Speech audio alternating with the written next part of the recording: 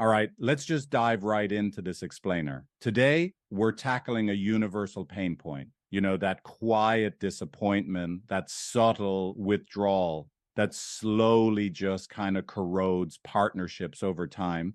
We are going to unpack the hidden architecture of relationship friction. So let me ask you, why does it feel like your partner is just constantly failing you, right? Why are they dropping the ball on things that seem literally so obvious to you? It's a heavy question, and honestly, it usually leads to pointing fingers pretty quickly. But what if the problem actually isn't that your partner is flawed? Well, the crux of the issue is perfectly captured in this quote right here. Unspoken expectations are premeditated resentments. The problem is almost never that you have expectations. You absolutely should have them. The real relationship killer is keeping them uncommunicated. When you hold an expectation silently, you're essentially building a standard your partner doesn't even know exists, and then you act as judge and jury when they inevitably fail. Okay, section 1, the hidden expectation trap. Consider this massive number for a second, 80%. Think about all the little beliefs you hold about how quickly your partner should text you back, who initiates the plans, or exactly how holidays should be spent. You probably haven't articulated 80% of them. And here's the hard truth. An expectation you haven't spoken is an agreement your partner never made. You're holding them accountable to a contract they literally never signed. Moving on to section 2, your emotional time machine. So it turns out we all possess what's essentially an emotional time machine. When your partner does something that triggers you, let's say they forget an anniversary, your body doesn't just respond to that single moment in time.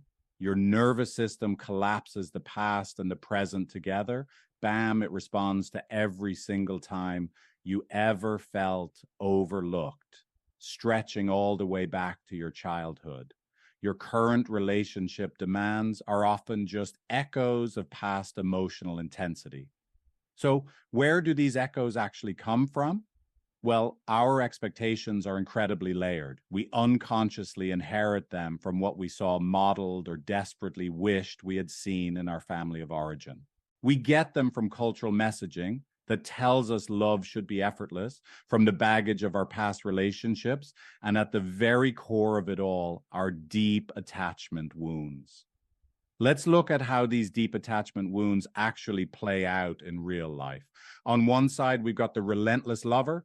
This person carries a deep fear of abandonment, so their nervous system expects frequent contact and reassurance. For them, it's a survival mechanism. On the flip side, we have the reluctant lover. Their core fear is inadequacy, so their nervous system expects space and autonomy to protect against the pain of failing or being criticized. Now, neither of these is wrong, but their unvoiced needs are completely competing with one another. And you know what? When these two pair up, which ironically they almost always do, it creates what we call the waltz of pain. Imagine Sarah, let's call her our relentless lover, sending texts to her partner, Marcus, during the workday because she just needs a bit of reassurance. Marcus, our reluctant lover, feels totally overwhelmed by this and pulls away. Well, his silence immediately triggers Sarah's fear of abandonment, so she reaches out even harder, which then triggers Marcus's fear of inadequacy, so he withdraws even more. Neither of them intends any harm. They're just dancing to the rhythm of old wounds. All right, section 3, healthy versus unrealistic expectations. Look, I hate to break it to you, but Jerry Maguire lied to us. That whole "you complete me" thing, it makes for amazing cinema, but it is absolutely terrible relationship advice. Another human being cannot fill the hole inside you. Expecting your partner to be your absolute savior just sets them up to eventually become your villain. Let's actually compare some of these unrealistic expectations to healthy ones. If you're expecting mind reading, believing they should just somehow know what you need, you are totally setting them up to fail. You got to replace that with clear requests. Also, Expecting a conflict-free relationship actually demands emotional distance. Healthy couples earn their security through cycles of repair, meaning they successfully navigate the bumps and ruptures. And expecting perfect 50-50 equality every single day, that's just keeping score. What you actually want is reciprocity over time. Sometimes you carry 80% of the load, and sometimes they do. Now, think about the concept of the drawbridge. A healthy person doesn't build these permanent stone walls around themselves, but they don't leave the castle totally unguarded either, right? You should expect a partner who understands when you need to briefly pull the drawbridge up for your own protection rather than storming the castle or punishing you for needing a minute. This brings us to section 4, breaking the versus illusion.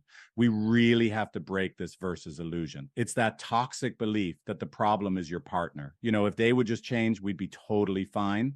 Doing this turns your expectations into literal ammunition. It is not you versus them. It's both of you versus the pattern. You know, when people say things like, well, if they really love me, they just know what to do without me having to ask.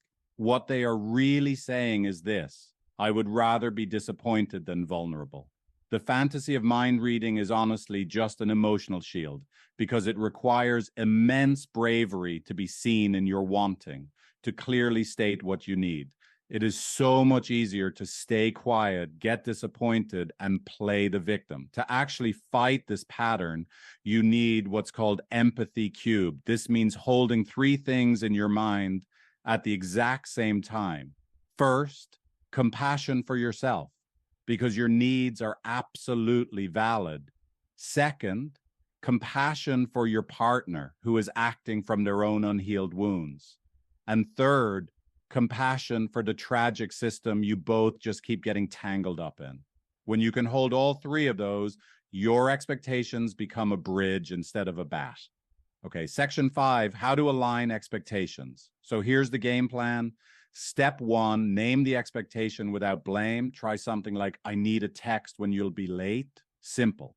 Step 2 is where the magic actually happens. Share the origin story. Explain why it matters. Saying waiting around without knowing is a huge trigger for me because of stuff in my past invites deep empathy from them instead of immediate defensiveness. Step 3, ask about their expectations because it's a two-way street. And step 4, negotiate a shared version that actually works for both of your nervous systems.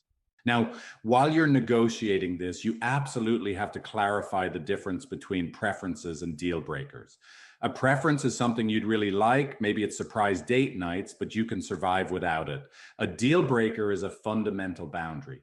Treating your preferences like deal breakers will cause constant relationship crisis, but treating your deal breakers like mere preferences, that causes the slow, painful erosion of your self-respect. You've got to know which is which. Also, keep in mind that expectations aren't carved in stone, right? You need to do regular expectations audits, especially during massive life seasons, transitioning to parenthood, sudden career shifts, health crises, or moving to a new city. What you reasonably expected in year 1 is going to be vastly different from year 10. Rigidity is incredibly dangerous to a partnership. Doing a little proactive maintenance over a casual dinner is far less painful than doing emergency repair in a therapist's office. This really brings it all together. Relationship expectations aren't a list of demands. They're a contract you both sign. The healthiest relationships out there don't have the lowest expectations, they have the right ones.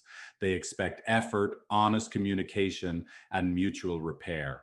It's all about saying, hey, here is what I'm committing to. Here's what I am asking you to commit to. And let's just keep talking about it. So I'm going to leave you with this provocative thought today. What expectation are you holding silently right now? What premeditated resentment is brewing just because you'd rather be disappointed than vulnerable? I challenge you to take the blueprint from this explainer, break your silence, and start that conversation today. Not the hint, not the accusation, the clear, vulnerable conversation, because that is how you build something that truly lasts. Thanks so much for joining me for this explainer, and I'll catch you next time. If you want to work on this for real, try Figlet, my AI relationship coaching app. You can start for free, no credit card needed, at figlet.empathy.com.